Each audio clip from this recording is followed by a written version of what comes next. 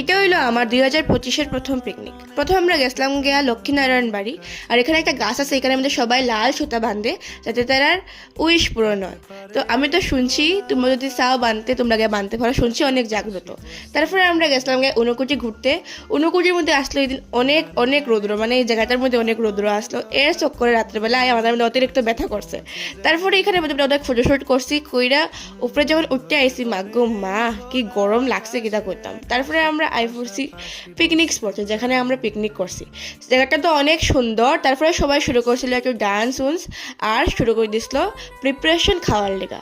তো মেনু একদম সিম্পল আসলো আজকে, পরে কমকিতা আসলো। তারপরে সবাই এখানে বয়ে রয়েছে, আমি আমার বাইরে লয়ে গেছি একটু উপর দিকের সাইডে একটু দেখতে আইতে সানসেটটা অনেক সুন্দর ভিউ আসতো। তারপরে এখানে চিকেন রান্না হইতে আসলো আর হইতে আসলো প্লেন রাইস। তো তারপরে আমরা বয়ে গেছি সব খাওয়াটার মেনুটা আজকে খুব সিম্পল আসলো আর খাইতে অনেক টেস্টি আসলো। তারপরে আই গেছে আমরা প্লেন রাইস আর ফুলকপির একটা তরকারি অ্যান্ড দেন চিকেন কষা। চিকেন কষাটা অনেক টেস্টি আসতো। তো এরকমই কাটলো আমার আজকে একটা দিন। Bye bye.